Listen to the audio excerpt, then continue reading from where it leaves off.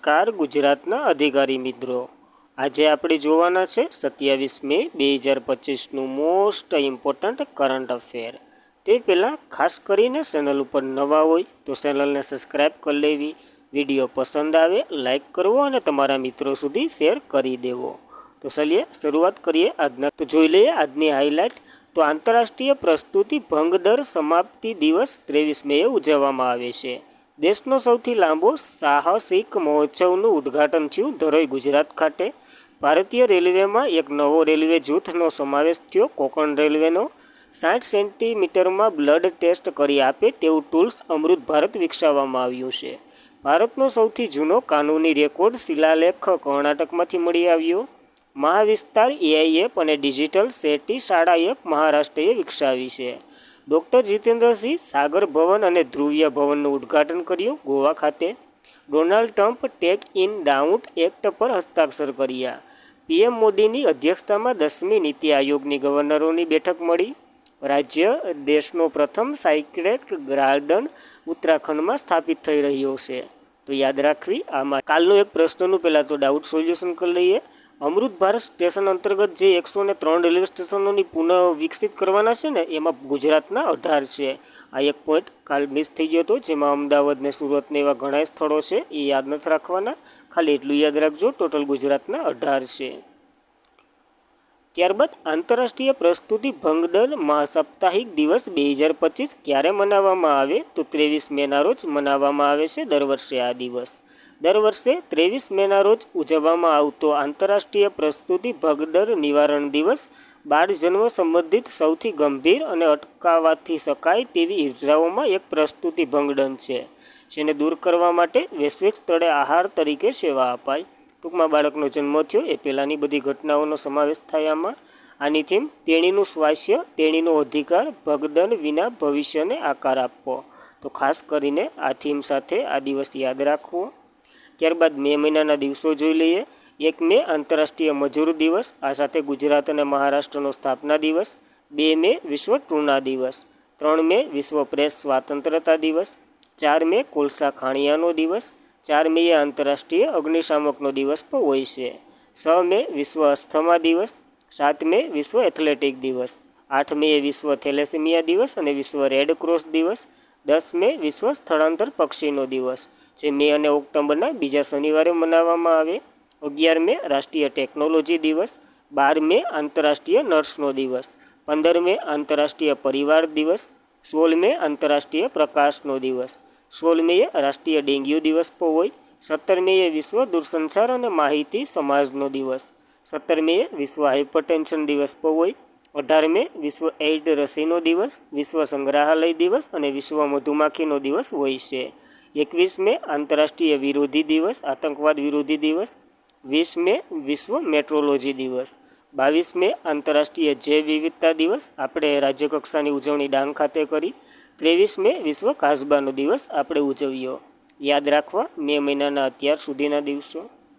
દેશનો સૌથી લાંબો અને સાહસિક મહોત્સવનું ઉદ્ઘાટન કોના દ્વારા કરવામાં આવ્યું છે? તો ભૂપેન્દ્ર પટેલ દ્વારા કરવામાં આવ્યું છે ધરોઈ ખાતે। તો ધરોઈ ખાતે ધરોઈ સાબરમતીનો એક ડેમ છે, ત્યાં આની ઉજવણી થઈ રહી છે। તો ધરોઈ ખાતે દેશનો સૌથી લાંબો અને સાહસિક મહોત્સવનું ઉદ્ઘાટન થયું, જે મહેસાણા નજીક આવેલા ગુજરાતનું પ્રતિષ્ઠિત ધરોઈ ડેમ આજે સાહસિક અને પર્યટન જીવંત કેન્દ્રમાં પરિવર્તન થઈ રહ્યું છે, કારણ કે દેશનો સૌથી લાંબા સાહસિક મહોત્સવનું ઉદ્ઘાટન જે 23 મેના રોજ ધરોઈ ખાતે મુખ્યમંત્રી ભૂપેન્દ્ર પટેલે લીલી ઝંડી આપી શરૂઆત કરી। આમાં આકાશ, પાણી, જમીન વગેરેમાં ફેરફારેલી રોમાંચિક પ્રવૃત્તિઓ સાથે ભવ્ય મહોત્સવ 45 દિવસ સુધી ચાલશે। તે ભારતનો સૌથી લાંબો ચાલતો સાહસિક મહોત્સવ બનશે, તો ખાસ કરીને યાદ રાખવી આ એક ઇમ્પોર્ટન્ટ છે। ત્યારબાદ કયા રાજ્યનું જે કોકણ રેલવે છે ને, એને ભારતીય રેલવે સાથે મર્જ કરવાને મંજૂરી આપી દીધી? તો મહારાષ્ટ્રએ આને મંજૂરી આપી દીધી। નકર કોકણ રેલવે તો ગોવા, ગુજરાત તો નહીં, ગોવા, મહારાષ્ટ્ર અને કેરળ સુધી ફેલાયેલો છે। તો કોકણ રેલવે ભારતીય રેલવેને મર્જ કરવા માટે ડેકને મંજૂરી આપી દીધી, અને મહારાષ્ટ્ર સરકારે ગયા મહિનાને જે મુખ્યમંત્રી દેવેન્દ્ર ફડણવીસે કેન્દ્રીય રેલવે મંત્રી અશ્વિની વૈષ્ણવને લખેલા પત્ર દ્વારા મંજૂરી આપી। અગાઉ કર્ણાટક, ગોવા, કેરળ વગેરે દ્વારા મંજૂરી અપાઈ ગઈ હતી। આ એક બાકી હતું, કોણ? તો કે મહારાષ્ટ્ર। હવે મહારાષ્ટ્રએ આપી દીધી, હવે અંદર ભારતના અંતર્ગત થઈ ગયું. હવે તેનો ઉદ્દેશ્ય તો કે કોકણ રેલવેની નાણાકીય મુશ્કેલીઓ દૂર કરવાનું છે અને આ કાર્યકારી કાર્યક્ષમતા વધારવા અને માળખાગત વિકાસ સક્ષમ બનાવવાનું છે. તો એ પણ યાદ રાખવું, ઘણો વિકાસ થશે. કોકણ રેલવેની વાત કરીએ તો 19 રેલવે ઝોનમાંનો એક છે. તે નવી મુંબઈનું આનું મુખ્ય મથક આવેલું છે. કોકણ રેલવે લાઇન રોહ મહારાષ્ટ્રથી સોકરા કર્ણાટક સુધી ફેલાયેલો છે. તે પશ્ચિમ ઘાટમાં દુર્ગમ ટેકરીઓમાંથી રેલવેની લાઇન બનાવવા માટે કોકણ રેલવેની સ્થાપના એક ખાસ હેતુ હતો અને મહારાષ્ટ્ર, ગોવા, કર્ણાટક એમ 1711 કિલોમીટર સુધી છે આ ફેલાયેલો. અત્યાર સુધી તેઓ ભારતનો હિસ્સો તો કે 51% હતો. બાકીનો મહારાષ્ટ્રનો 22%, કર્ણાટકનો 15% અને ગોવા અને કેરળનો 66%. એમાં ત્રણે તો આપી દીધું. મહારાષ્ટ્ર 22% વાળો બાકી હતો, હવે એને પણ આપી દીધું, એટલે સંપૂર્ણ ભારતીય રેલવે અંતર્ગત થઈ ગયું. તો ખાસ યાદ રાખવી એટલી માહિતી. ત્યારબાદ કયા રાજ્યની નિલોપ હોસ્પિટલે એઆઈ આધારિત નોન ઇન્વેસિવ ડલ ટેલ્સ ટૂલ્સનું લોન્ચિંગ કર્યું છે? તો આ તેલંગાણા હૈદરાબાદ ખાતે સ્થિર છે, એને આવું કર્યું છે. તો સરકારે સંચાલિત નિલોપ હોસ્પિટલે અમૃત સ્વાસ્થ્ય ભારત લોન્ચ કર્યું, જે કૃત્રિમ બુદ્ધિમત્તા આધારિત ડાયગ્નોસ્ટિક ટૂલ છે, જે બિન આક્રમણીય રક્ત પરીક્ષણ એટલે લેબોરેટરી માટેનું એક સાધન છે. ખાલી એટલું યાદ રાખવું. 1 મિનિટથી ઓછા સમયમાં પરિણામ આપી દે અને ક્વિટ વાઇસ દ્વારા વિકસાવવામાં આવેલ છે. આ ટેકનોલોજી કેમેરા સક્ષમ ઉપકરણ દ્વારા રિયલ ટાઈમ આરોગ્ય મૂલ્યાંકન જનરલ કરવા માટે રિપોર્ટ ફોટોગ્રાફી વગેરે દ્વારા અદ્યતન એઆઈથી સજ્જ છે. આ ટૂલ્સની વાત કરીએ તો, અને આ તો કે સોયનો ઉપયોગ કર્યા વિના રક્ત પરીક્ષણ કરી દે અને આ સાધન ફેસ સ્કેનિંગ ટેકનોલોજીનો ઉપયોગ કરે અને 60 સેકન્ડમાં રક્તનું પરીક્ષણ એટલે પરિણામ આપી દે. તો ખાસ યાદ રાખવી, આવી એક લેબોરેટરી માટેનું એક સાધન વિકસાવવામાં આવ્યું છે, જે 60 સેકન્ડ અંતર્ગત રિપોર્ટ આપી દે. ત્યારબાદ દુષ્કાળને કારણે 6307 લોકોના મૃત્યુ થયા હતા તેવો પહેલો જાણીતો ઐતિહાસિક દસ્તાવેજ કયા રાજ્યમાંથી મળી આવ્યો છે? તો કર્ણાટકમાંથી મળી આવ્યો છે.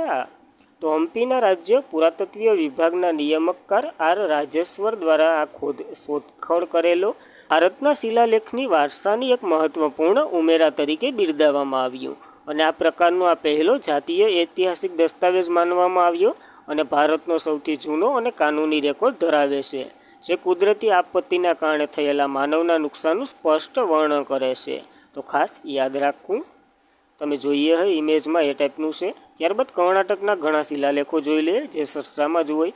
મસ્કી શિલાલેખ અશોક, જેને દેવનામ પ્રિય તરીકે ઓળખ્યો છે, આ શિલાલેખમાં. આહોલ શિલાલેખ રવિ કીર્તિ દ્વારા લખાયેલો હતો અને જે હર્ષવર્ધન અને પુલકેશી બીજા વચ્ચે જે યુદ્ધ થયું અને એનું પરિણામને વગેરે માહિતી આપે છે. આમિન્દ્ર શિલાલેખ, જે કદમના રાજા કાકુષ્ય વર્મનનો ઉલ્લેખ છે અને તે રેતીના પથ્થરોથી કોતરાયેલો છે. 16 રેખાઓ છે, એટલે કે 16 રીતિઓ છે. તો એ પણ યાદ રાખવા બીજા કર્ણાટકના શિલાલેખો. ત્યારબાદ વનલાઇનર સ્વરૂપે પ્રશ્ન.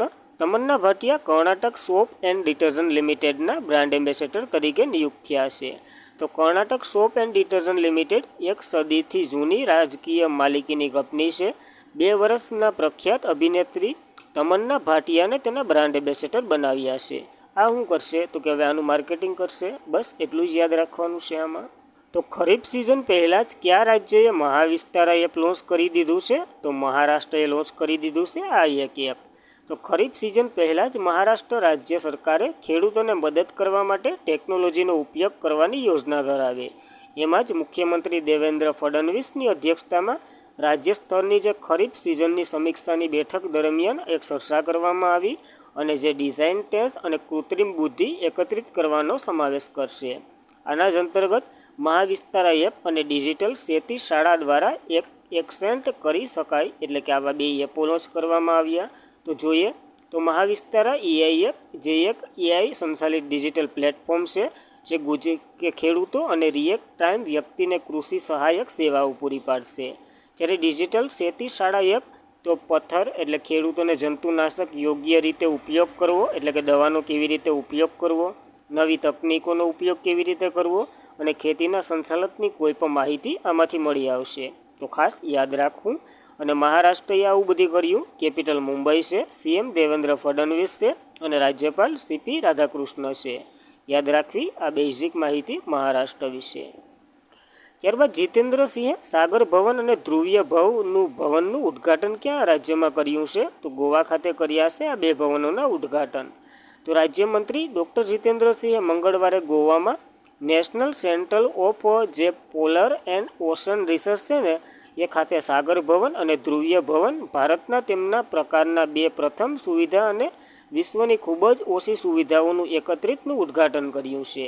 હવે આ national centre for polar and national research ખાતે છે. તો એની વાત કરીએ, આ ભારતીય ધ્રુવીય અને સમુદ્રના વિજ્ઞાનને આગ્રણીય સંશોધન અને વિકાસની સંસ્થા છે, જેની સ્થાપના 25 મે 1998ના રોજ થઈ હતી.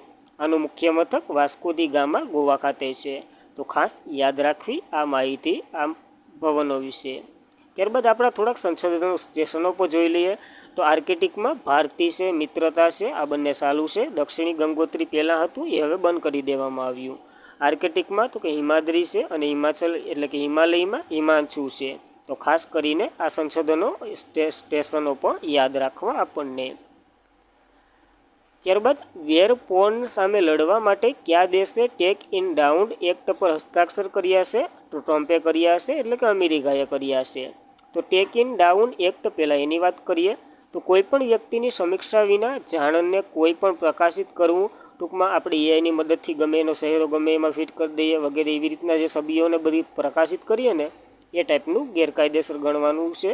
અને જેને એઆઈ દ્વારા બનાવ્યું હોય, વેબસાઇટ, સોશિયલ મીડિયા, કંપની વગેરે પીડિતો તથા સૂચના મળ્યા હોય એ વગેરે દ્વારા બનાવવામાં આવ્યું હોય ને એને 48 કલાકની અંદર કાઢી નાખવાનું, નકર એ આખી સાઇડ જ બ્લોક થઈ જાય, એવું બધું કરવામાં આવ્યું છે. અને યુએસના પ્રમુખ ડોનાલ્ડ ટ્રમ્પે એક બિલ પર આના માટે હસ્તાક્ષર કર્યા, જેમાં વેર પોર્ન પોસ્ટ કરવાને ફેડરલ ગુનો બનાવવામાં આવશે. તો ખાસ કરીને યાદ રાખવું, તેના ઉપર સજા અને વગેરે થાય. જે આપણે માહિતી લીધી ટેક ઇન ડાઉન એક્ટ વગેરે આવી રીતના જે ગમે એના ફોટા ઉપર ગમે એનો પછી એને અગ્ન એવી રીતના કરી નાખીએ, એના ઉપર કાયદો બનાવી દીધો. યુએસની વાત કરીએ, કેપિટલ વોશિંગ્ટન ડીસી છે, રાષ્ટ્રપતિ ડોનાલ્ડ ટ્રમ્પ છે અને 47મી નંબરના છે જે રિપબ્લિક પાર્ટીના છે અને ઉપપ્રમુખ જેમ્સ ડેવિડ વેલ્સ છે. યાદ રાખવી એટલી માહિતી અમેરિકા વિશે. તો નીતિ આયોગની 10મી ગવર્નર કાઉન્સિલની બેઠક ક્યાં યોજાઈ છે? તો નવી દિલ્હી ખાતે યોજાઈ છે આ બેઠક. તો શનિવારે નવી દિલ્હીમાં વડાપ્રધાન નરેન્દ્ર મોદીની અધ્યક્ષતામાં યોજાયેલ નીતિ આયોગની 10મી ગવર્નર કાઉન્સિલની બેઠક, જે શાસિત પુડુચેરીના વડાપ્રધાન, દક્ષિણના વગેરેના 3 મુખ્યમંત્રી ગેરહાજર હતા, નગર બીજા બધી હાજર હતા.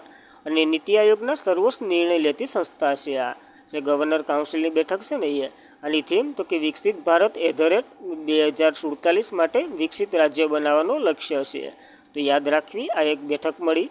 નીતિ આયોગની વાત કરીએ, national institution for transforming India એનું ફૂલ ફોર્મ થાય છે, જેની રચના આયોજન પંચ તરીકે થઈ હતી. 1 જાન્યુઆરી 2015ના રોજ એ નીતિ આયોગમાં ટ્રાન્સફર થઈ ગયું.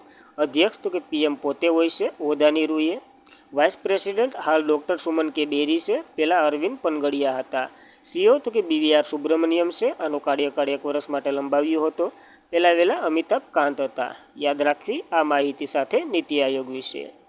ત્યારબાદ વન વિભાગે કયા રાજ્યના જે હલ્દીવાની ખાતે રાજ્યનો પ્રથમ સાયક્રેટ ગાર્ડ સ્થાપિત કર્યો? તો ઉત્તરાખંડમાં સ્થાપિત કરવામાં આવ્યો છે.